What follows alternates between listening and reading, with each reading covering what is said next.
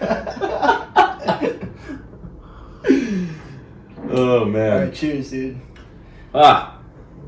Cheers to little baby handles. Decaf coffee and good conversation. Fuck yeah! Yeah. All right, so we're live, yeah. We are live. Okay, so the purpose. Wait, hold on. We gotta do the intro. Do the intro. Yeah. Welcome back, everybody. My name's Nick from the Comeback Journey podcast. Kody. Cody's back with us. Yes. Fucking stoked. Every time it's just so good. Yeah.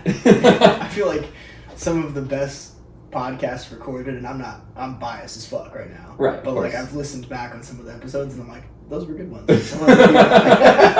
to say the other ones weren't good, but like the episode 2. Yeah. Episode 4. Well, episode 7. This one. not to jump right into things, but like we've talked about this before, how you and I can just have like casual conversation For hours about the deepest shit, like Yeah. some very crazy stuff that standard people like can't endure or have a conversation on. You know? Yeah. Like it's very surface level. It's a gift, honestly. I feel very grateful that, because I mean we've been having conversations like this for years, For a long time, dude. For a very long time. Like without any purpose, you know, other than to just like Ponder. Yeah. Right? Yeah. Pontificate. I don't know if that's not a word at all. That came to mind. Yeah. I don't know if it's the right word, but it is a word. It works. So it It works. works. It fit really well, you know? Yeah. And I think like... Well used vocabulary, my friend. What's up? Well used vocabulary. Thanks, dude. Yeah. There's this one song where he's like, this guy says like, I have a plethora of words in my vocab, and I was like, oh yeah. Oh. Yeah, the word plethora. That's Sam Cooke. No, who's the guy that says I love college? What's it? Who sings that? Oh, it's the I Hate College I Hate remix. College remix. Sam Adams. Sam Adams. Yeah. That's right. Yeah, that's right. Good song. Great song. Great song. So, yeah, like what you said. So, it definitely is a gift to be able to have these types of conversations. But I think more importantly, like, you and I have developed a very deep friendship over many years that enable us to have fluid conversation at a very deep level. You know? Right. So more so than a gift, it's something that we have like worked on and like actively pursued and practiced for many years, you know? Yeah. Without like practicing it, it just kind of happened and flow between us. Yeah. But we've always just known that like we vibrate on very similar wavelengths in terms of like the things we think and do. So And now we have this. now we have Fucking this. Great. Now we have this, and I was thinking about this today, that like this is one of the best forms of medium. Like it is unfiltered, it's raw, you know. You can have any conversation you want about anything, and like you might get some critique and some feedback online about it, but that's anything, right? But like this is just two people having a conversation. Yeah. And like in hopes that it goes somewhere authentic and somewhere like deep and thought provoking, to a level that like you would have to have an outside source impede upon you to get there. Right. And we are that outside source. You're welcome. We're coming through the lines, motherfuckers. So we were chatting a little bit earlier about just on a drive running some errands, and you said that there was something specific that you wanted to talk about. I don't know if it was like a specific situation, but more of like a specific idea or Let's call like it some like a concept. concept. Perfect. Yeah. Like a life concept. Okay. In that, like I was explaining to you earlier, this is how the decaf coffee conversation came Right. up, right? Side note real quick. I have never had a cup of decaf coffee in my life until 5 minutes ago. This moment. And Very refreshing, You know, I gotta say, because it's 7:18 p.m. Right. and I'm not saying I've never drank a cold brew with an extra shot of espresso in it at 7 o'clock at night. Right. But This then I'm is up all until 3 o'clock in the morning. Exactly. You know, This and like is all the taste without the added. right, because I used to energy. drink coffee. I could like drink coffee or like do a kind of stimulant or whatever, and I'd be able to fall asleep fine. Yeah, not me. Now that I'm older, Right. I can't do that. Right. So like I'll try to cut out coffee like no later than 5, and even that's pushing that's it. late, man. I'm like 11 a.m. So that's it. If it's past that point, I'm done, man. I'm done. But anyway, part of like the conversation that we had earlier and what I wanted to carry and bring into this is that, you know, as I've gotten older, and I'm only 28 obviously, but I've always been called an old soul, if you will. And as I've gotten older, like, I'm starting to more and more appreciate the finer things in life, you know, in the sense that I'm realizing that life isn't this grandiose, like, magnificent thing that everyone portrays it to be, or that social media or the media might portray it to be. It's mundane, and it's monotonous, and it's finite, and that's what makes it beautiful, you know.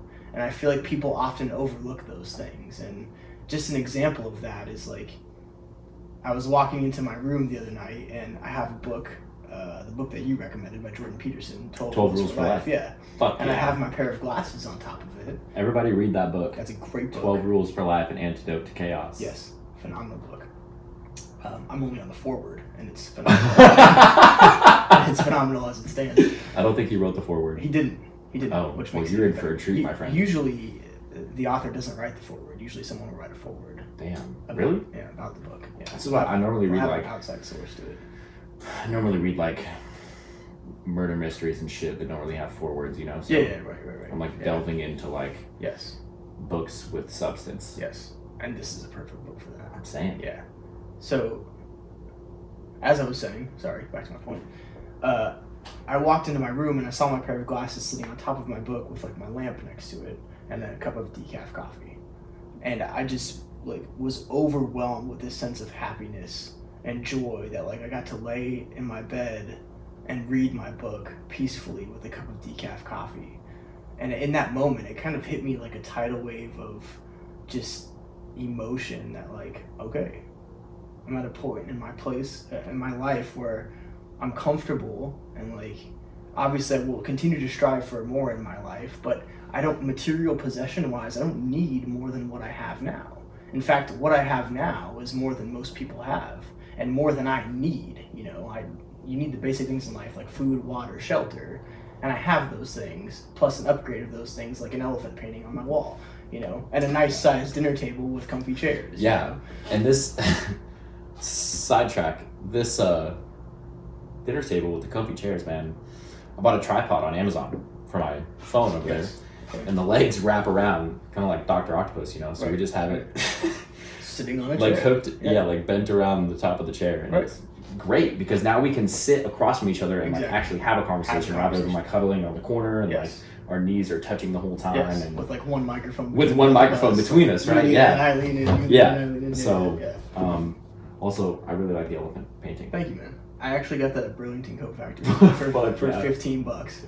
Yeah. Damn. It's a cool painting. I'm big into elephants. For some reason, I like elephants a lot, you know? So it worked out perfectly. And it added a nice splash of color to this otherwise, like, dull living room, you know? So, living area. Anyway, man, yeah, like, so I'm at a point where it's okay, like, I'm comfortable, I make good money, I have a decent job, a good job, and I have a car, and, like, I have all the basic necessities in life, and, like, I'm happy, you know? Like, I'm happy. I'm genuinely a happy person. I've always been a happy person, but, like, I'm happy, and I'm not expecting life to be something that it's not going to be, or not right now, right? It could be something magnificent in the future. I work hard and do other things, but I consider this to be magnificent as it is, you know? Yeah. And I think that people often lose sight of that, and it's unfortunate, you know? I think that people, they get caught up in social media, and sidetrack, I don't have any social media, so that's a huge catalyst. Yeah, you deleted all your social media. All my social media is gone. A while ago. And that's been a huge catalyst to my happiness because there's nothing, I'm not comparing to anything now. Yeah. I don't open my phone and immediately go for like instant gratification on like likes or pictures or wondering where else I could be, you know? It's like, I'm here now in this moment and this is my life and it's beautiful. Yeah. And that's it. Yeah, it took quite a while for me to segue out of just using Instagram as an escape, or, you know, I have Facebook, I'm not on it a whole lot, but just like scrolling through and like being like drawn into this not quite fantasy world, you know, but like it's not real. Right. And it took me a while to like be able to separate myself from that and be like, okay, you know, I'll go on the Comeback Journey Instagram for a little while and I'll scroll through and like comment and try to like engage with other people and I'll go on my personal Instagram. That's more for like the shallow gratification part, you know, and it's cool to like see people that I know and like comment whatever back and forth. But you know, I used to be on it on my phone. My screen time was like 4 hours a day, Right. and Right. I was like, fuck, Yeah. that's too much. That's Right. like, unless your job is to work in front of a screen, Right. you don't need that. Right. Right. And Especially that you were just killing time at Right. that point. right, So you like 4 hours a day, 7 days a week. I'm awful at math. What's the math on that? 28 hours. So 28 hours a week, you know, times, you know, 4 times, what's that? A month. Test math knowledge. 112. Yeah, so you're wasting 112 hours a month. You know, I mean, that's just like scrolling through your phone, you know, and Right, and how many hours do you work a month? 160 yeah, full time. so That's a lot. that's a lot. That's a lot. It's a lot of time. It's a lot of time being wasted, and a lot of time that you could use not just towards something better, but spend it on yourself or whatever makes you happy, you know, in life. And you know, I feel like people often get lost in the fact that like life is happening now, you know, like this is life, like you're experiencing life now. Right. And the more you're not in the present moment, the more you're missing out on your life.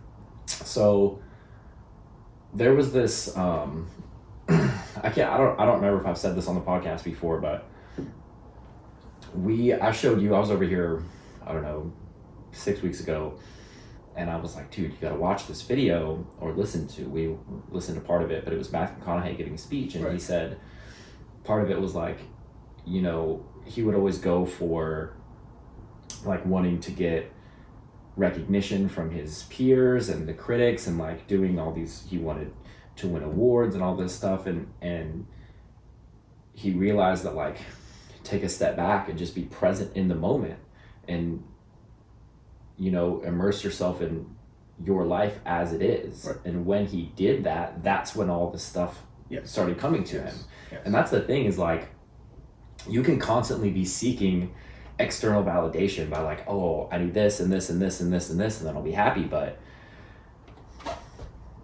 if you can learn to be happy by, like, an example, I'm moving out of my apartment in a couple days. I'm Right. moving back in with my mom. Right. I'm stoked. Yeah. Like, I'm gonna save a lot of money. Right. My mom's awesome. Right. I don't have any like negative feelings about it. Right. You know, and a lot of people would say like, it's a step back. Right. You should be moving forward, and I just don't see it that way. I see it as like, this is a strategic maneuver in order to position myself for success down the line. Right. And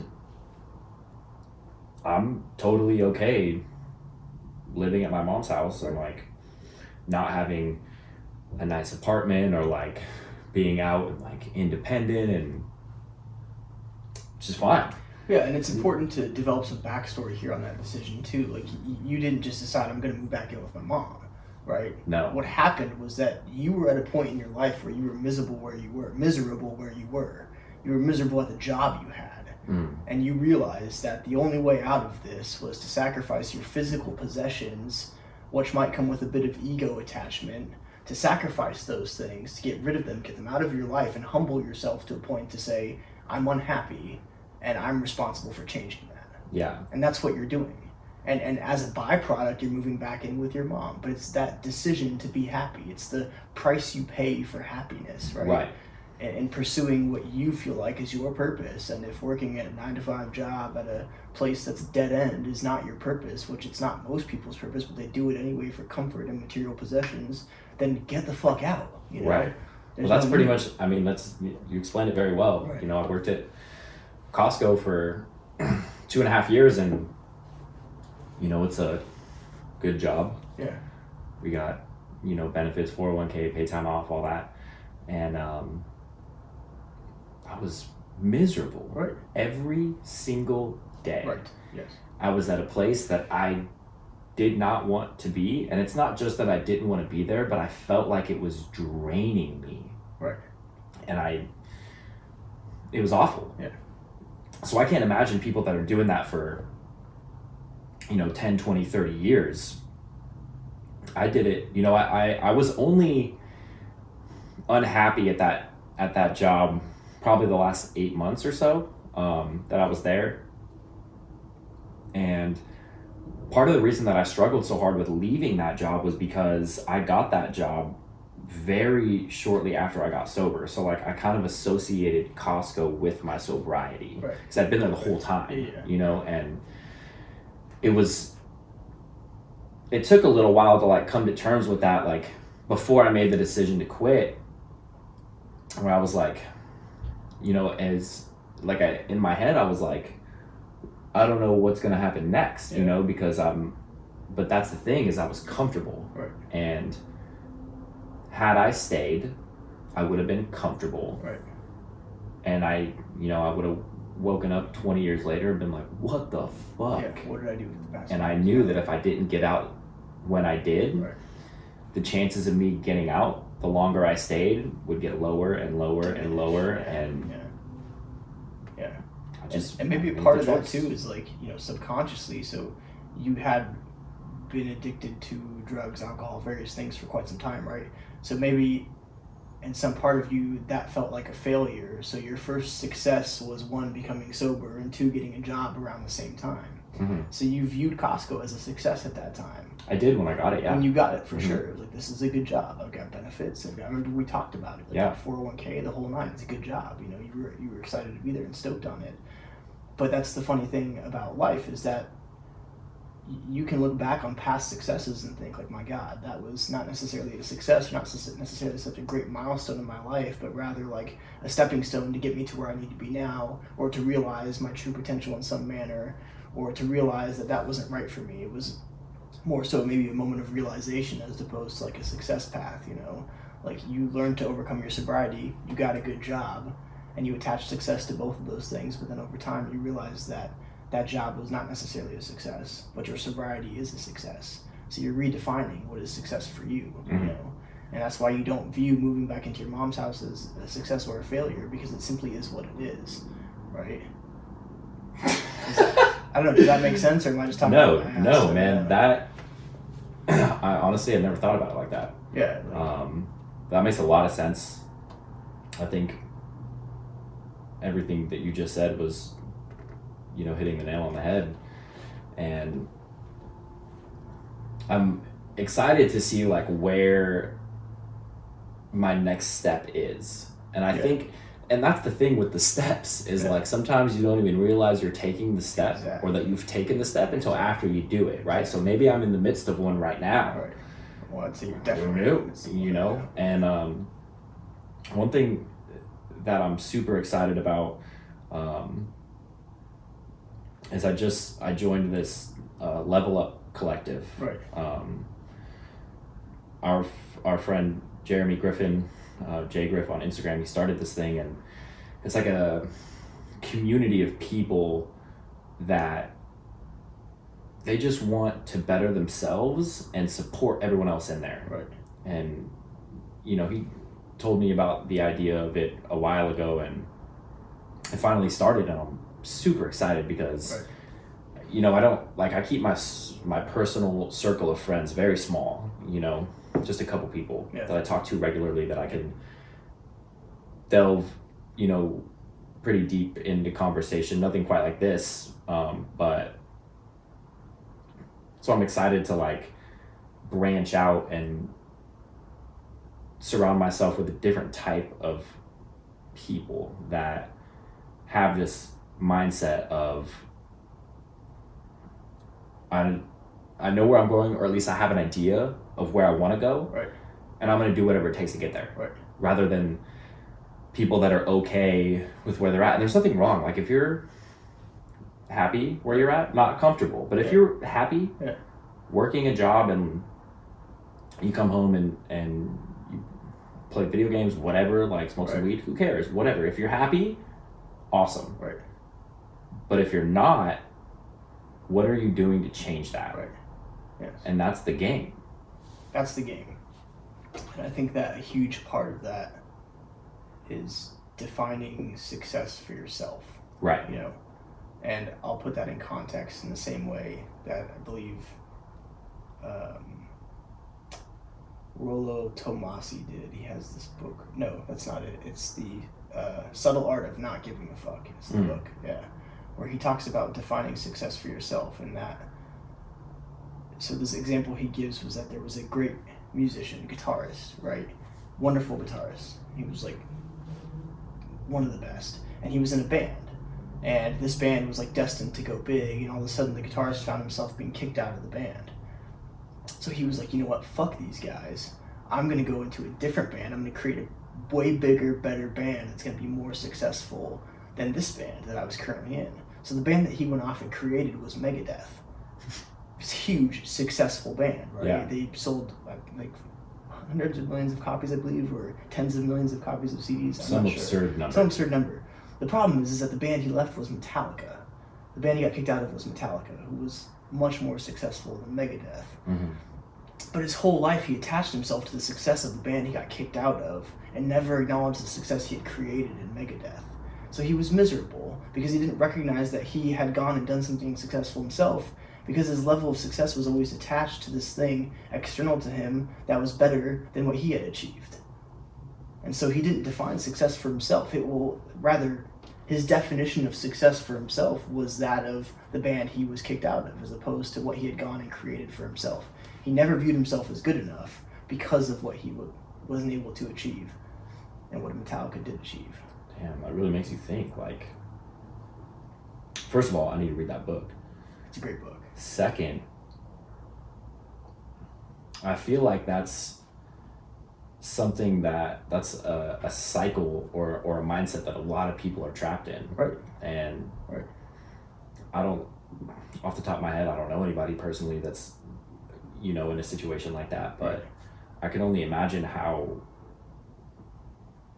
mentally and emotionally draining that would be. Right. To just, like, you can't even sit back and appreciate what you have because you are bitter or right. angry or right. disappointed or sad about something that could have been. Exactly. Right? You and forever feel inadequate. That's the thing, is like, what if he had stayed in that band? Right. And the mix, what if he never got kicked out, right? Yeah. And instead of the person that replaced him, right, they were never in there, but what if the person that replaced him was the only reason that Metallica became Metallica? Exactly. You never know the alternative. You never know the alternative. He could have stayed in there and that band could have fucking flopped. Right. But maybe he would have been happy just right. playing music his right. whole life. Right. You never know. Yes. And in business school, they call that opportunity cost. And opportunity cost is essentially the opportunity you lose by choosing another decision, by choosing a different path. And you'll never know what that cost is. But every day you make a decision. Every day everyone makes decisions, and they don't know the alternative to the decisions they're making. So they've lost that opportunity, although they don't even know what that opportunity is. Right? Like a business sense, like you decide to make a strategic investment over here, and then you lose out on XYZ investments, right? Mm-hmm. But you're banking that this investment will be the best one, right? You just hope so, Yeah, I mean, you can make the best decision with the information you have at hand. Precisely, yeah. But every decision you make, there's an alternate decision that could have been made. Right. So it's opportunity cost. But another thing that the author goes on to explain, which is kind of the opposite of the Megadeth scenario, is that it was a drummer, musician as well. He was kicked out of this band, and that band went on to be the Beatles. And this was the ex-drummer of the Beatles. And he actually went on to have a wife and a family, and got to play his drums globally. Still would go play the drums around the world and like share his talents. So he got to raise a family and do what he loved at the same time, while the Beatles struggled to have love and relationships and a family, yet they became wildly famous and showered themselves in success and indulged themselves with gluttonous behaviors and he came out with a quote later on in life that said he was much happier living the life he did as opposed to going off with the Beatles. Because his definition of success for himself changed when he got kicked out of the Beatles. He's like, okay, well, that's that scenario, and this is my scenario now. And now I'm going to redefine what success means to me and create success off of that basis. Like, I'm going to redefine what success means to me. Success to him was no longer becoming a famous drummer. Success to him was becoming a successful father and raising kids successfully and doing what he loved. And so in his mind, he was successful. And that's really all that matters, right? That's all that matters. If you feel that you've succeeded, that gives you that sense of purpose. Yes. And the more substantially rewarding that is for you internally, the more successful you're going to feel. Right. And that's the cycle that you want to be in. Right. And that's something that I hope to achieve. I don't know really exactly what I'm going to do with my life, and I'm sure that a whole lot of people don't. I'd say most people don't, right? Yeah. They just end up falling into something insane. But the other day, was it just a few days ago, I went to the gym. It was like 9 o'clock in the morning, and I walked in and just randomly saw you at the same gym. Right. And you pulled out your phone and you were like, dude, I've been working on this beat. You had sent it to me the day before, and you were like, I adjusted it, blah, blah, blah. Listen to this beat that I made on GarageBand. And you said something about, whatever you do, whenever you're doing something, like observe your life for 2 weeks and whatever, like take note and keep track, keep an inventory of what you do that causes you to lose track of time because you're so immersed in it, right? And I've been thinking about that a lot over the last couple of days. And this morning, I had to take my car to the dealership, and I got there at like 6:45 in the morning. Yep. Drop my car off, go in, sit in the waiting room, and excuse me. There's this woman in there, and she looks over at me and she's like, hey, they have coffee and donuts over there. And I was like, oh, I brought my coffee, but thank you. And we started talking. Right. This woman, she was 82 years old. Yeah. Her name was Luann. And she basically gave me like a quick rundown of her life. Right. And how she had met her husband, and he, they lived in Chicago, and then they moved to San Diego, and she was like, I love San Diego, I love the weather, but part of me wishes we could have moved to like Memphis, because I always loved Memphis. Right. And she's talking about how her kids are all grown, and now she's living in in a senior citizen community with her husband, and she seemed like genuinely like content with the way that her life turned out, but you could tell that there was that underlying tone of regret. Right. And while I'm talking to her, I literally was just turning and talking to her, and I didn't realize how much time had gone by. And then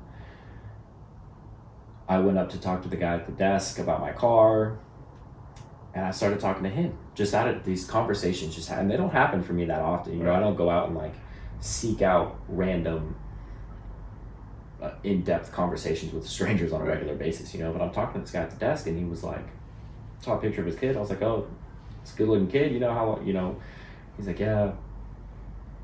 And I saw a plaque on the wall, said he'd been with the company for 20 years. And I was like, worked at Honda for 20 years. Yeah. And he was like, yeah, I worked in restaurants and hotels for a while, and then I got a job with Acura, and then I moved to Honda, and this is just what I love to do. Yeah. And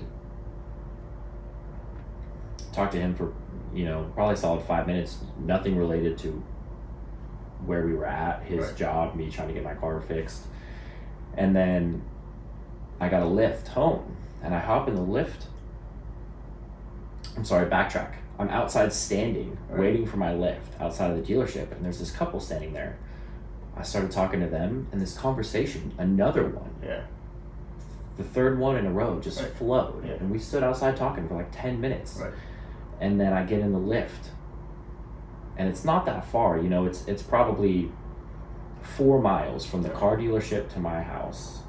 And the whole drive was this amazing life conversation about, and this was an older gentleman, you know, he's Right. probably in his 50s or 60s, and turns out we had a lot in common, you know, we were just shooting the shit, and Right. and I got home, and I was like, man, I just fully lost myself while I was talking to these people, and I was like, I don't know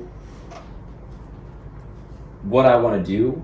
And when I was younger, I would always say, like, oh, I hate people, you know, people piss me off, blah, blah, blah, fuck them, whatever. Just about like people in general, right? But I'm starting to realize that like meaningful conversations feed my soul. Yes. And it's cool because I can express myself. Right.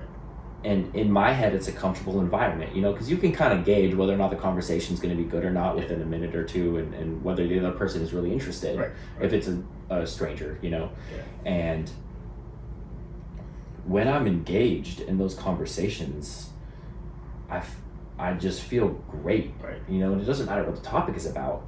And that's, I guess, I didn't even think about that as like a segue into starting the podcast, because when I decided to start this, it was kind of like you and I talking, and like, damn, we should get a microphone and like record some shit, you know. But now I'm like, I really want to do this, you know, and I just want to talk to people, and because this is what makes you happy, you know? It's one of the things that makes me happy, you know. And it's awesome because like I'm not making any money doing this. We're literally just sitting in your dining room, like at a table talking, and other people can, that's the thing, we can just put it up on the internet and people can listen to it, and you know, and if they like it, great. If they don't, great. No big deal. Right, it doesn't matter. I'll just keep just be different. right. And fuck, man, it was, I don't know, this morning was like a big eye-opener for me, and nothing about it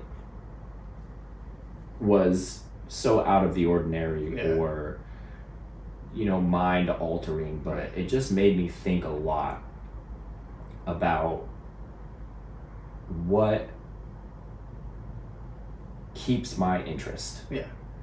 Where I'm not like doing something for 5 minutes, I'm like, oh, I'm over it, you know, I'm gonna go do something else. Something that I can, you know, really focus on and intentionally try to manifest into something bigger. And which is, i.e., what we're doing now. It's fucking great. And, you know, in a weird way, it's like the outcome of this, the results of this, don't necessarily like determine your level of happiness either. Like, you're just as happy doing it here with me and you and I at a table as you would be if we were in a studio on the 45th floor of like some massive like corporate building having a conversation. You had millions of followers. Like, this is arguably more authentic than that, you know, because this is the very beginning. This is the grassroots effort of building blocks of what you want to create, you know.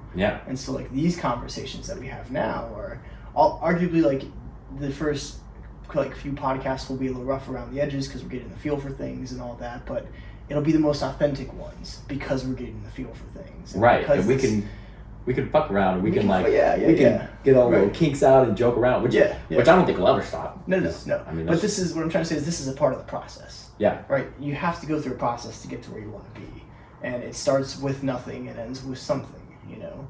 And either that something is you succeeding or you learning from the lack of success. You know? I want to touch on that.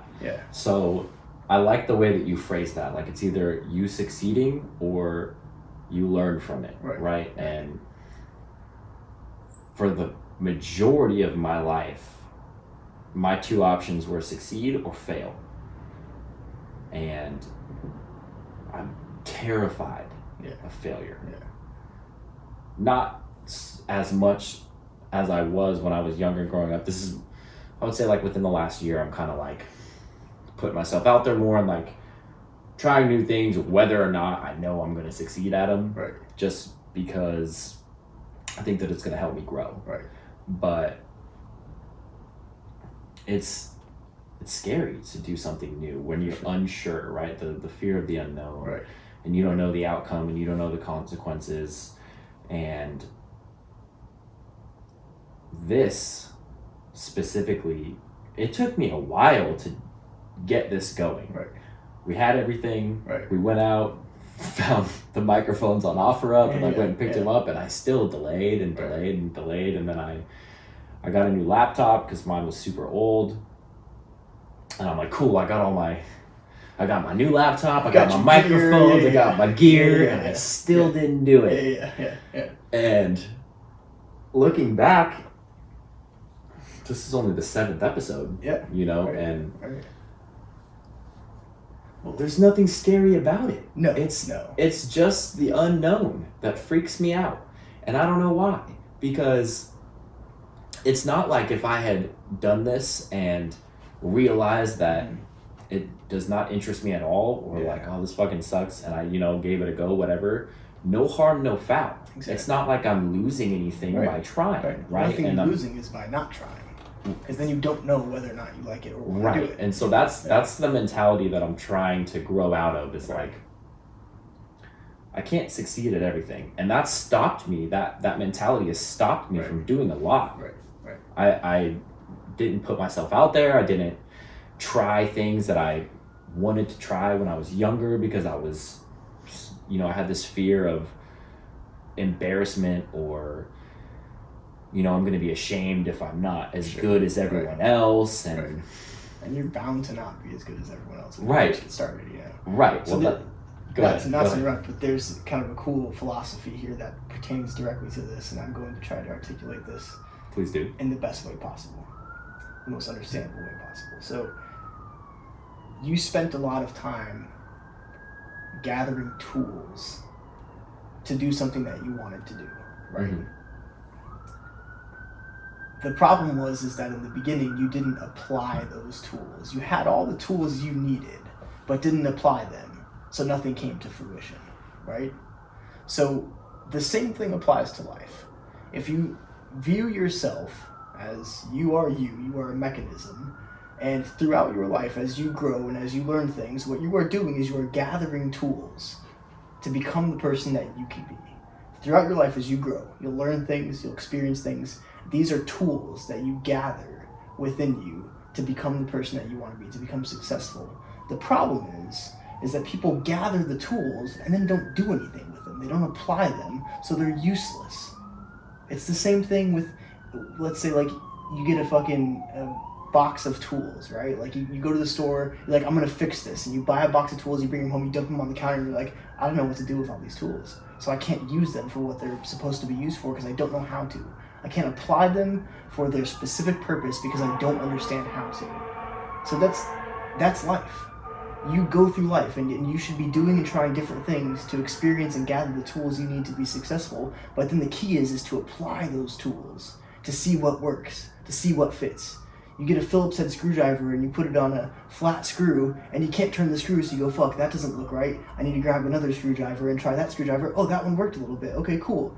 Now, then, like, the screw's not going in as deep as it could. What can I do to get it deeper? You get some, like, pliers and turn it a little more. You get a hammer and you hit it. You realize the next thing is that the screw's all the way in, You keep applying different tools throughout your life to specific things, specific objectives, and that's how you realize what you want to do, and that's how you realize your potential.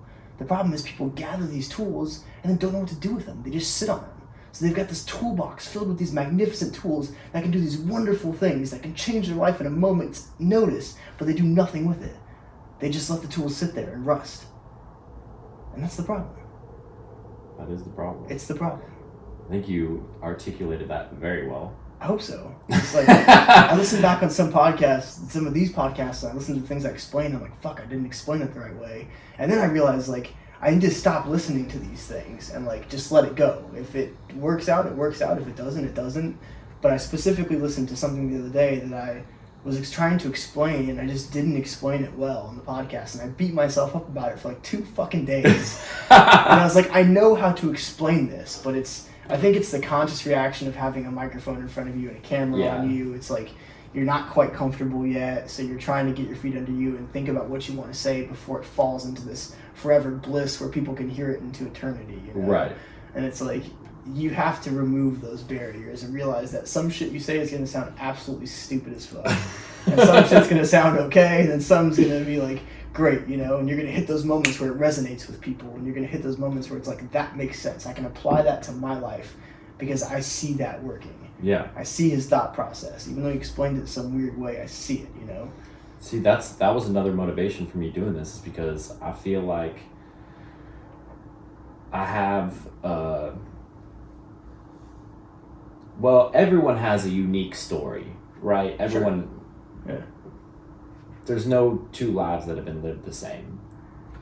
But I feel like the circumstances and events that I've been through in my life give me a unique perspective on the way that I view the world. Sure.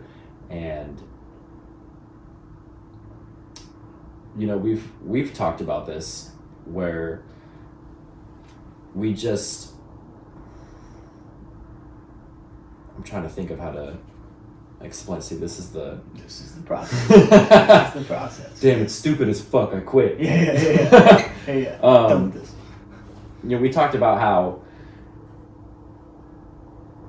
you and I, like you said at the beginning, where we have, you know, we're on a similar vibration, and we have been pretty much since we met, and it's important to make sure that you keep people like that around. Right. Because if it's people that are, you know, pessimistic or always negative and, oh man, that podcast really did suck, let's just fucking delete it. Right. You know? Right. That's not the point. The point is so that if people listen to this, they can hear the mistakes and the learning process, and I feel like that will make people more comfortable and more receptive to what we're saying, because they know that we're not out here trying to like bullshit and be like, oh, well, you know, it's authentic. Yeah, right, like I mean, we do bullshit a lot, but like not in that way. Right. And I think that's back to my earlier point, is getting people comfortable enough to be receptive to the information. But also, I just feel like I have a lot that I can say that I think people can relate to, and that maybe they can learn something from. Yeah. And I think you also have that. And that's why I feel like this is such a good mix, you know? It's just, we can just bounce stuff back off each other. It's like we're playing ping pong, and it's like a forever game of ping pong, because it's just boom, boom, boom, boom, we can just boom. shoot ideas back and forth, and it just flows. We don't have to worry about any nonsense. Right. We can just, and the best part about it is there's no ulterior motive, you know. It's just, we're just doing it, and it's fun, and that's it. Yeah. It's like the purest form of just being, you know. Like people have conversations all the time, and you imagine what would happen if you were to take a microphone and like sneak it between two people while they were conversing, right? Like, it would be the purest form of those people just being who they are. Right. You would hear some ridiculous stuff. You would hear some probably offensive stuff. You would hear some potentially brilliant stuff, and then you would hear some stuff about their personal lives, whatever they talk about, you know. And that's why I think that this form of medium is so rare and so authentic in that way. It's like we have these conversations anyway, right? And we're just recording it now, you know. Yeah. So it's like there is no difference between this and what we do every day. Even if I just call you on the phone, I mean, sometimes, dude, I'll call you and like expecting to have a 30-second conversation. It's like a 30-minute conversation. Yeah. And it's not just about like our days, but like last week we started talking about how the universe is like atomic particles, and we also are atomic particles, and the universe is forever expanding, so thereby we are ever expanding as well, you know. Yeah. And shit like that just happens, you know. Mm-hmm. And it just comes out, and it's like, oh, that was a really cool thought. Or it's like, oh, that was kind of a dumb thought. Like, let's rethink that. You know, it's like, go back to the drawing board, you know. And that happens sometimes too. We'll be having a conversation, and it's like, you know, we'll throw an idea out there, and we'll continue and keep going to the point where it's like, I don't know what I'm talking about anymore. You know? It's like I've I've dug myself in I've lost it, yeah, bro. I've dug myself in such a deep hole. I have no idea where I'm going with this. It's like this is foreign to me now. But yeah, dude, and that's just like this medium is that. And it's cool because it's like you don't have to be in front of a crowd and worry about pleasing people, and there's no anticipation of like what comes next or like the applause or like the boo or whatever it is. It's just real. Yeah. And I think what you said earlier about how you had re-listened to one and you're like, oh fuck, I should have explained that better. I don't think I articulated it clearly enough. Right. And I've gone back and listened to like segments, but mainly just to like find like I'll like kind of skip through it and try to find some little nugget of wisdom in there and cut it to like a 1 minute clip to put on Instagram and right. But I don't listen to the whole thing because I'm entirely too self-critical. Right. And I'm like, fuck. Yeah. What am I doing? Right. What am I talking about? Right. And if I don't feel the need, I'm just gonna go with it. Right. And I don't like that's cool. Other people can listen to it. Exactly. I'm listening to myself because I'm doing it right now. Yes. That's all I need. Yeah. That's all. And that's the thing. It's like I went back and listened to one whole episode, and there were a few times I caught myself and I was like, okay, like me, myself, I know what that means, and I know what I was trying to say. But with somebody else. But the way I explained it didn't come across right. And then I was like, oh, well, for example, I was trying to explain cognitive dissonance on one of the later podcasts, and I went into like this in-depth fucking description about it, and I was like, that was the dumbest thing I've ever heard. I was like, it's very simple to explain. It's when someone holds a belief so deeply that if it's challenged, they become, how do you say, like, they themselves lose the ability to believe who they are because they held that belief so strongly. Like it was a part of like their it's a part of their core being. And when that belief is challenged, like with facts, material facts, they can't accept it because it's part of who they are, and they would have to change who they are in order to accept that fact. That's what I'm trying to say. But then previously I went into this like 10-minute discussion about cognitive dissonance, and I was like, that's totally unnecessary. I could have just described it with like one sentence, or even looked up the definition on my phone and been like, this is what that means. You know? So I do get self-critical too. I think everybody does. Yeah. You know? But again, that is part of why we're doing this. That's part of the process. And I think, being self-critical can be positive. For sure. Yeah. As long as you're like auditing why you're doing it and what you're taking away from it. Yeah. Rather than just constantly beating yourself up. Yes. Because that's just not going to lead to anything good. Right. There was an interesting quote I read the other day by Brene Brown. She has this book called Daring Greatly. Brene Brown? Brene Brown, I'm sorry. Yeah. For some reason, she just started a podcast. Oh, it has the accent. On the E. That's right. Yeah. Brene Brown. And she has this book called Daring Greatly, and it's phenomenal. It talks about like vulnerability and how vulnerability is a good thing. How you should make yourself more vulnerable because it opens you up to criticism and feedback, and you thereby get better through those things. And one part of it said like, if you stop caring about what people think entirely, you lose the capacity for connection. If you care too much about what people think, you lose your ability to discover your potential because you'll never put yourself out there. So life is walking a, what is the word for the wire? Tightrope. Life is walking a tightrope between not caring too much and not giving a fuck, making yourself vulnerable and being able to accept the feedback without being too self-critical that you just go into hiding and never come out, and then not being like, oh fuck what everybody says, I'm gonna do whatever I want, because then you'll never have friends and people that love you, Yeah. And it's like, it's true, man. My older brother Jacob got me, well, he had a book and then he gave it to me, and the title of it, I don't remember if I'm remembering it exactly, but it's something along the lines of embracing imperfection, or something about imperfections, embracing who you are instead of who you think you're supposed to be, by Brene Brown. There you go. And this was years ago that my brother gave me this book. I didn't read it for a couple years, just sat in my room. And once I started getting into it, I was like, holy shit. Yes.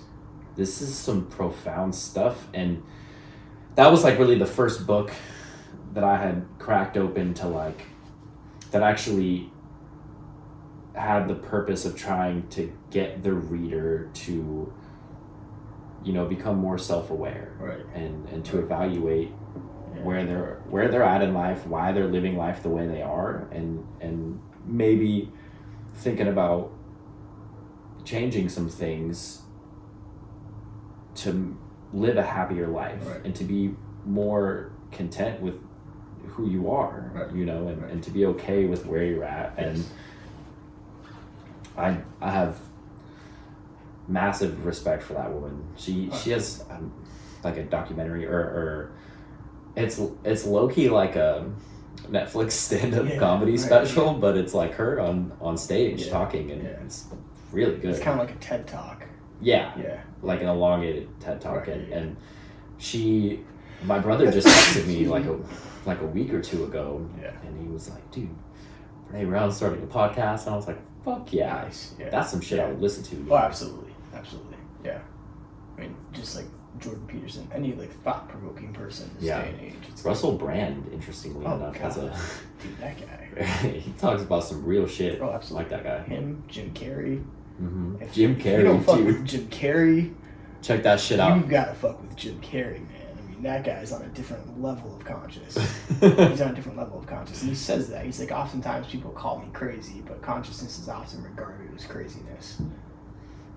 And it's true. When you're so aware, especially to the extent that he's aware, where he talks about, you know, like, my name is Jim Carrey, but that's just the name they gave me, you know? Yeah. That's not who I am. He's like, I am nobody. I am essentially a ball of energy that makes no difference, you know? It's like, I am neither here nor there, you know? It's like, I am just a being, an existing thing, and like, it's all meaningless, essentially, you know? And he says that. He goes to that interview where I think it's like red carpet or something, and the lady's like, Jim Carrey's here, you know? Like, Jim, why'd you join us tonight? He's like, well, I wanted to find the most meaningless thing I could and come to it. And here I am. So here I am, yeah.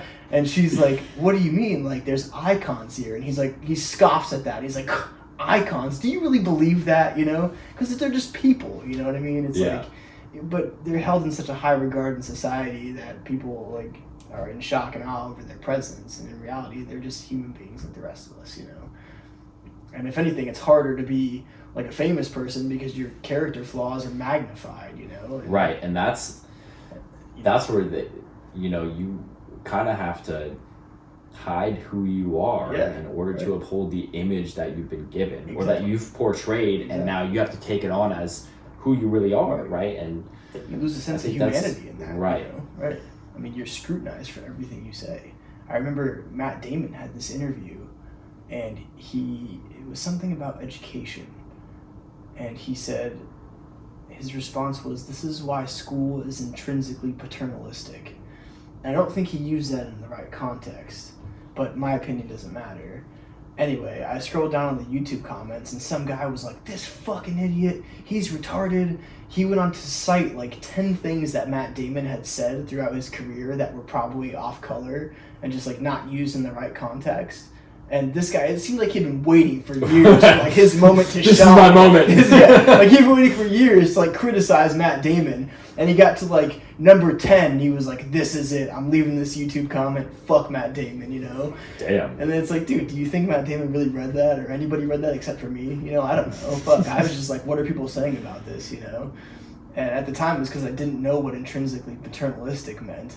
And so I looked it up, and then I found this guy like dedicated a site to like how dumb Matt Damon is, and I was like, Jesus, man, that's insane, you know. Those are the people you don't want to be around. Joe Rogan says on his podcast, he's like, do you think LeBron James sits around all day and talks shit about people on YouTube? He's like, no. Do you think anybody great sits around and does those things? No. It's just people who like feel inadequate and are unhappy with their lives. That like that's their outlet, you know. It's their form of like. Well, and that's the thing is control. like. If that's what you're looking for, that's what you're going to find. Exactly. If you're looking for people to make mistakes and people to fuck up so that and you feed off of that negativity and that bad energy, that's all you're going to find. Yes. And, you know, I feel like the two biggest parts to that are the people you surround yourself with and the way that you think about the world. Right. And if you're fucked on both accounts, like, you're gonna have a real hard time getting out of that. Yes. And all that boils down to is a simple mind state and perspective, you know. Right, because if you can adjust, well, I mean, you can adjust the way you think about the world, right? But if you continue to keep the same people around you, right, you're probably not going to get as far as you want to go, right? But if you can do both, if you have this, you know, this moment or this snowball of like, oh shit, okay, maybe I shouldn't, you know, be so negative, and you start seeing like those moments in your life where, you know, you're in a bad spot, or you feel like you're in a bad spot, you know, you have a shitty job, maybe your car got repoed or some shit, or you got in an accident and it wasn't your fault, but the other driver didn't have insurance and all that, you know, whatever, and you're just like, fuck. But then you see these little glimmers of hope, these little silver linings, and you start to notice that, like, maybe it doesn't matter what's happening to me, maybe it's the way that I'm viewing it. Exactly, the way you react to it. And the way you react to it. And if you can notice that, and you can kind of transfer it, that state of mind, over to these people, all of my friends do the same shit. Right. They just sit and they bitch and they're negative, and it's fucking draining. And yeah, and that's the thing, like what you said, it's like people say, oh, I have a shitty job. Like, do you really have a shitty job, or do you have a shitty perspective about your job? Right. Like, is there something that you could do in your everyday job that would give you a sense of purpose and meaning? Is it your perspective that's lacking, or is it your job that's lacking? Mm-hmm. You know, like, people don't understand how much their perspective controls their environment. Let's say, like, you fucking were sitting, let's say you got lost in the woods or something, you look around, you're like, fuck, all I have is like rocks and sticks and branches. Like, this sucks. Like, how am I gonna make this work? My perspective sucks, so I don't see any usefulness out of the stuff around me. Mm-hmm. On the alternate perspective, you go, okay, this is my situation, this is where I'm at. I've got rocks, sticks, and branches. I can sharpen the rocks to shave the branches to make ties, and I can tie the sticks up into a teepee and put branches over the teepee to make myself temporary housing, and then I can hit the rocks together and put the sticks in a pile and make fire with it. Like, choose, you know? Mic drop. You know what I'm saying? Like, it's just a matter of perspective. Like, you if you lack the perspective, you'll never find what you're looking for. It's a matter of understanding what's around you and how to use it to your benefit, you know? Right. And because we talked earlier about like how I was at a job that I was miserable at, and here's the thing. Costco's not a bad job. It's not. It just, I was unhappy there because I knew that that's not what I was supposed to be doing. Right. It wasn't like I went to work every day and I was like, oh, fuck this place, and I'm still gonna stay there. Yeah. And I'm gonna work and I'll just be miserable forever. It's no, like, okay, it's a stable job. Right. It's cool, you know, and maybe I didn't have, you know, the people in positions of authority maybe weren't the best mentors, and maybe they were. Maybe I just wasn't receptive to it. Right. I don't think they were, but it's just my opinion, right?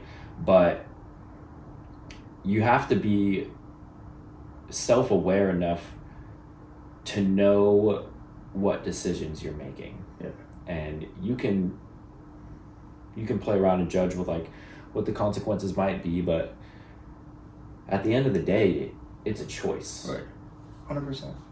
In this job situation, you either stay or you go. Yeah.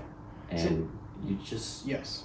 And to that effect, to that point, I should say, like, when I worked at the bank, I fucking hated the bank. Like, I was like... You worked at the bank for a long time. A long time. And I hated it, but I knew that there was good opportunity for growth there, you know? And one of the goals that I'd set for myself when I was a teller at the bank, when I first started, was like, I need to learn how to interact with people better. That was like a life goal of mine at the time. And I was like, okay, I hate my job, but I can apply something that I want to learn to my job to learn to converse with people better. And I saw hundreds of people a day. Yeah. And I would do transactions with these people every day. And I was like, okay, here's an environment that I don't like being in, but here's the ways that this environment can benefit me to get me to the next level. Right? So I used my environment that I didn't like being in. It wasn't necessarily a shitty environment. I had a good job at a young age. I just didn't like it. Yeah. But at the same time, I was like, there are benefits in this situation, and I can use these benefits to get myself out of said situation. Right? Like, it wasn't like I'm a victim of this environment and I'm stuck here. It's like, okay, how do I use this situation as a catalyst to get me to the next situation? So that's what I did. And then 9 months later, I was promoted to a banker. And while I was a teller, I was like, if I can learn to sell and I can learn to talk to people, I'll get promoted to a banker and I'll have my own desk. That's what I want. So I used those transactions to learn how to talk to people and learn how to sell. Thousands of transactions through 9 months. And then eventually my manager was like, you're really good at this. Do you want to be a banker? And I was like, fuck yes, I do. And then I went and got my own desk, you know? And then I was like, okay, I have my own desk now. This is cool. Let's see how this goes. So I did it for a while and I was like, okay, I no longer like this. I don't want to be in the personal banking side. I want to be in the investment banking side. So what do I need to do? I need to learn about investments. I need to talk to people about their investments. I need to promote investments and sell investments more. So what did I do? I went in the back and grabbed a Wells Fargo handbook on investments. I read about them and I started selling our investment products more and more and more. And then I found a job at Union Bank that was lined up to go into investment licensing. I was like, great. So I applied for the job. I told them my experience. I got the job. And then within 6 months, I had my investment licenses. And it was like, I hated being a banker at Wells Fargo. I didn't like doing it, but I knew that there was a benefit there. I knew that I could use that situation to get me to the next level. And it's just that compounding effect of like, if I endure this shitty situation, I can get to the next level by utilizing the tools of the situation to make me a better person and a stronger person in the future. You know, and it's like Russ says in his song, he's like, heaven's what you get when you fight through hell. And it's the manifestation of that. If you're willing to stick through a shitty situation to get a benefit out of it, then you'll get a benefit out of it. Mm-hmm. And you'll learn something from it. You'll grow because of it, because you had to endure. And that endurance compounds and you become stronger. So the more you endure in life, the stronger and more resilient you become and the better of a person you become. And as opposed to, it's the whole subject-object thing, as opposed to being subject to everything around you, you realize that you control your environment and everything around you is an object. And you move and place the objects in certain positions to get yourself to where you need to be. You're not subject to your emotions. Your emotions are objects within you that you can use at the right time to benefit yourself. You're not subject to your job. Your job is an object, a role that you play to learn something in, to acquire and gain tools from, to put yourself in the next position, in the next level, to learn and become better and more. And that just is a cycle of life until you eventually become what you want to be. Like, a goal of mine is to become a public speaker. And so I practice my speaking constantly. I speak with people on a regular basis, at work, through the phone, whatever I can, and I just practice. I joined Toastmasters at my work. I joined Toastmasters outside of work. And Toastmasters? Toastmasters is a community of public speakers, a community of speakers that they sign up for this group, and you just go there and you publicly speak. And you have to write your own speeches, and they give you impromptu speeches. They'll just come by and tap you on the shoulder and give you a topic, and you got to give a 5-minute speech right there on the spot. And they offered Toastmasters at my work, and I was like, fuck yeah, I'm going to try this because I want to speak in front of people. And I did it, and the first day I went, I won an award for Best Speaker of the Day. Damn. And it was an impromptu speech. How did I know about this? I don't know. But I won awards to that all the time just because like it was once a week, and I don't think there was one time I left there without winning an award, because every time I win, I was like, okay, this is my category for the day. It was either best, like you could get best judge, best speaker, best impromptu speaker.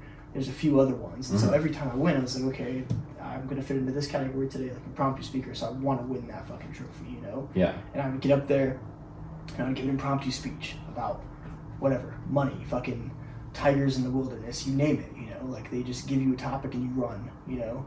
And that improved my ability to speak publicly. And then now when I present out to leadership at work, I have the tools and I speak publicly very professionally. And people say like, my God, for being 28, like you're very comfortable in front of a group of people. You have no hesitation. You get right up, you say what you need to say, and you sit down and your point is clear. And it's like, yes, because that's my objective. And so I'm gathering everything that I can in my life to apply it to that objective, to where I can eventually get there. And sometimes it's going to suck, but I'm going to take lessons from those, and that's going to compound into resilience and me becoming better. Mm-hmm. And that's just going to compound until I eventually get to where I want to be, you know? And I'm not getting lost in like the day-to-day monotony of like, fuck, life sucks, I'm at this shitty job. I'm like, no, my job is great. I get paid very well. I get to mingle with people that I enjoy mingling with, that are happy people as well and in good positions in their life. I get to learn new things every day, and I get to apply the tools that I need to apply to become a successful person. That's it. But it's just a matter of my perspective. I work with people that are my age at that job that fucking hate it. And they go every day and they're just like, oh, another day.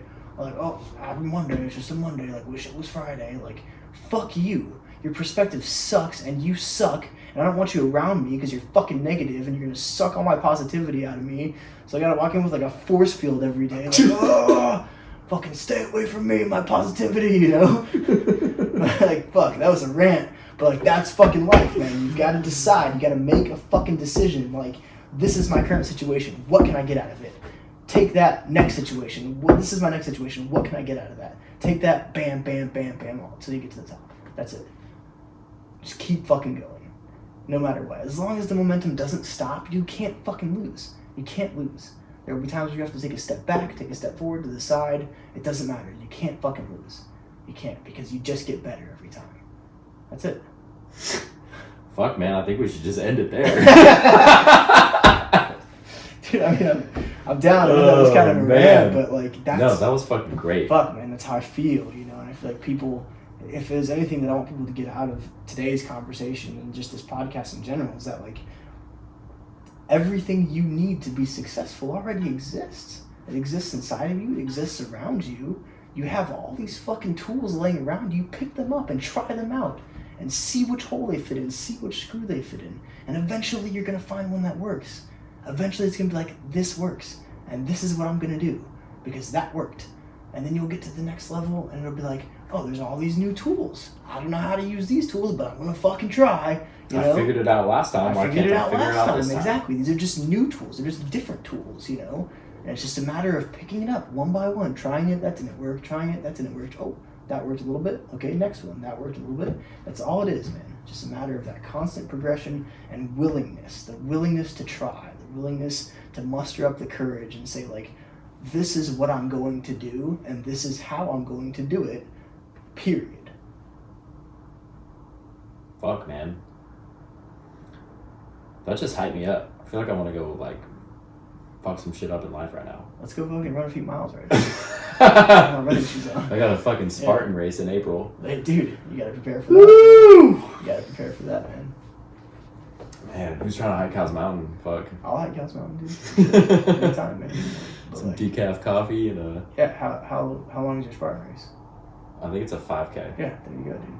It's a great start, you know? Yeah. And then who knows, man, you could fucking love running Spartan races, and next thing you know, you're a triathlete running Ironmans and giving motivational speeches about your fucking endurance and ability to, you know, who fucking knows, man? Who fucking knows? That's the there's- beauty of it. That's the beauty Enough of said. it. There are no limitations. The possibilities are endless. Like, if you are a person on this earth, that's it. You've won. Yeah. That's it. There's nothing. Like, this is another thing I want to talk about real quick before we end it. It's Yeah, like, man. at any point in time, okay? At any point in time, you can decide who the fuck you want to be. I'll give you an example, mate. Alright? So, I can be Australian if I decide, right? I don't even know how to speak an Australian accent, but if I decide to do so, I can be whoever the fuck I want to be, you know? You fucking be McGregor, like, where the fuck is Mayweather? You know what I mean? You can fucking do anything. Like, I could fucking take an orange and throw it at the wall if I wanted to right now with fucking no consequences. You can do whatever the fuck you want. And that's my point, is like, there are no limitations. The possibilities are endless. Just try. Just get out there and fucking try it. And if you don't like it, you don't like it. If you do, great, do that for the rest of your life until you fucking die. and then you'll be happy. You want happiness? Get off your goddamn phone. Stop scrolling through a screen searching for it, because happiness doesn't come through material fucking possessions. It comes from inside, and the way you manifest that, the way that happens, is by doing what you love. And the way to find out how to do what you love is to try everything. Well, until you find it out. Another side of that is You know, the other day we were playing that, what is it? Beautiful Day by Surfaces. Yes. Fuck yeah. That album. That whole album, Where the If Light you Is. haven't heard Where the Light Is, you are fucking up. Where the Light Is by You're Surfaces. fucking up, yeah. Song number 1. Yes. Beautiful Day, I Yes. believe it's called. Song number 3, Heaven Falls Yes. / Fall on Me. It's my favorite song on the album. Great song. Great fucking song. Where the And then Light Where the Is. Light Is, Yeah. the outro at the Yes. end, Yes. the beat just fucking It boom. goes, Right? yeah. Okay, but in the beginning, the song Beautiful Day, I'm like working on like, I have this like intro in my head, right? And I feel like, I said it to you in the car. Yeah. You did. And it's, I don't know if I remember exactly how it is, but basically the point that I'm saying is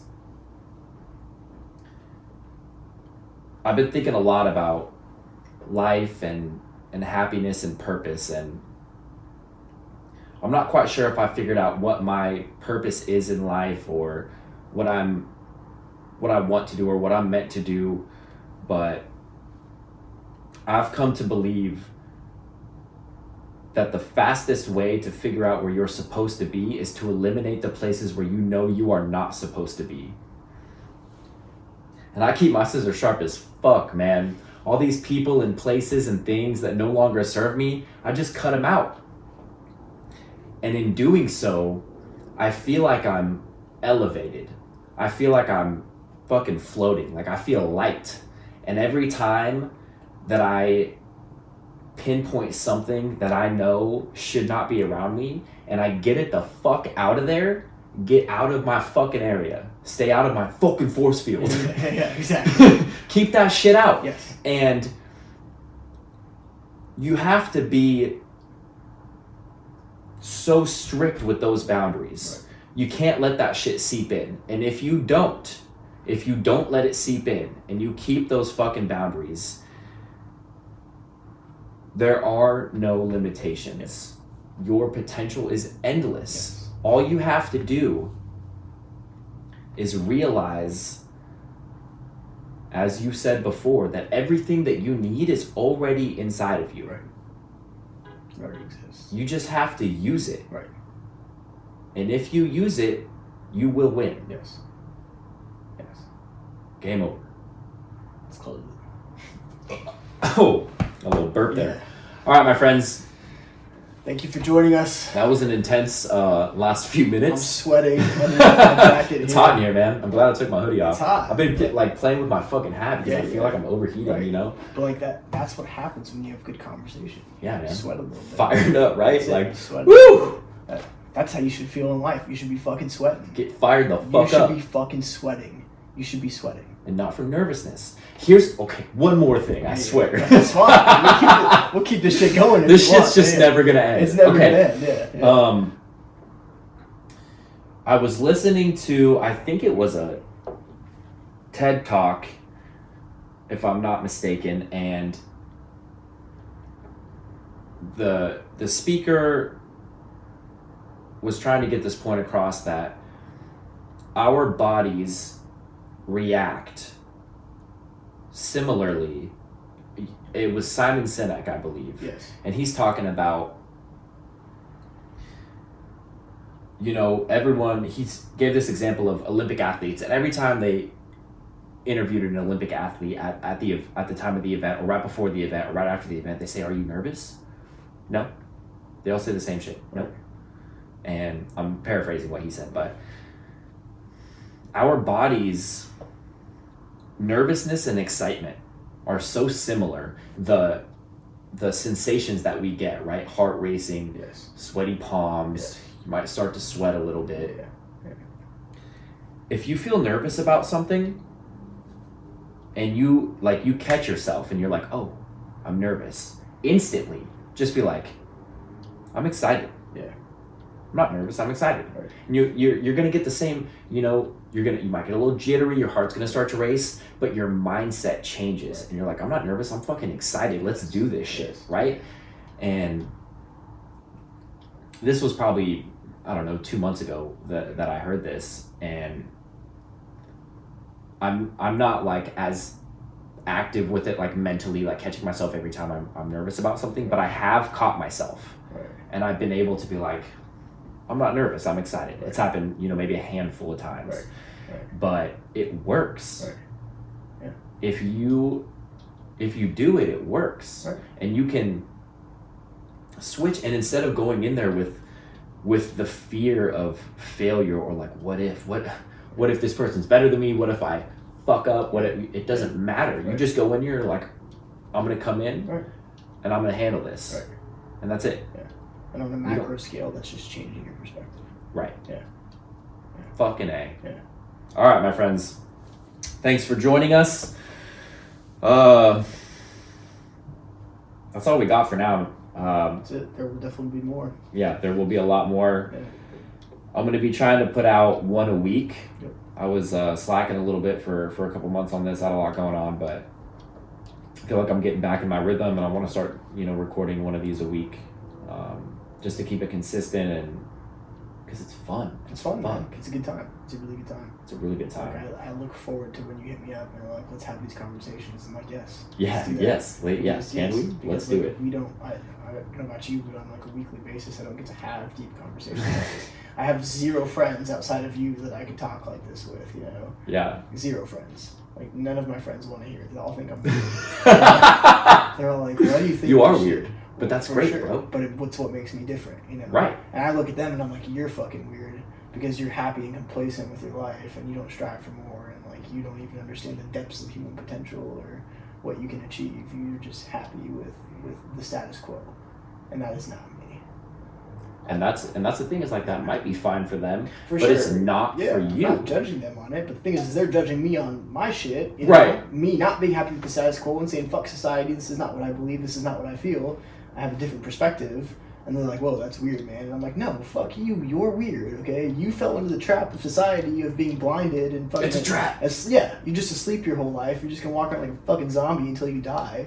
Just, like, consuming everything you see, because that's what you do as the fucking American people. We're designed to do is consume. Right. Until death, And that's not what I believe, As a matter of fact, can I get one thing real quick? Go ahead, bro. All right.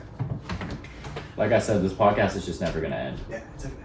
So, I've had this in my wallet for close to a year now. But a year ago, I wrote down my 15 principles in life. The principles that I want to abide by every day. And I've kept them in my wallet for quite some time. And they are. Just about a year, he said, I believe. Just about a year. My life principles. 1, take care of yourself physically, mentally, emotionally, and spiritually. 2, take care of the ones you love to the best of your ability. 3, constantly strive to do and be better in every facet of life. 4, give back. 5, be positive. 6, recognize your power and potential. 7, discover your purpose and share it. 8, lead by example. 9, be honest. 10, leave no stone unturned. 11, never stop learning. 12, be unapologetically yourself.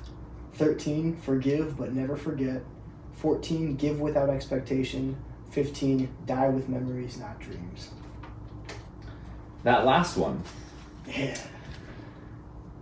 Die with memories, not dreams. That's my favorite of all. I know, you just got that tattoo. I did, my friend. Did. Boom. Fucking legit. Boom. Yes. That's it right there. Well, it sounds like all you motherfuckers should live by those 15 principles. I think those are some good principles. I would say so. And whenever I doubt myself, I pull them out and look at it and read it, and I'm like, okay, this is what I need to do in this situation. Because those can be applied to any situation you encounter in life. Yeah. Any situation. They're not specific, they're just guidelines. They're guidelines. Just they're guidelines to live a happy, fulfilled, and successful life. And that's the goal. Based on your definition of success. Make no mistake. Success is not materialism. Success is what you define it to be. Period. My friend. All right, guys, we're out. Thanks for listening. Thanks, guys. We'll have something new for you soon. Adios. Dude, that was fucking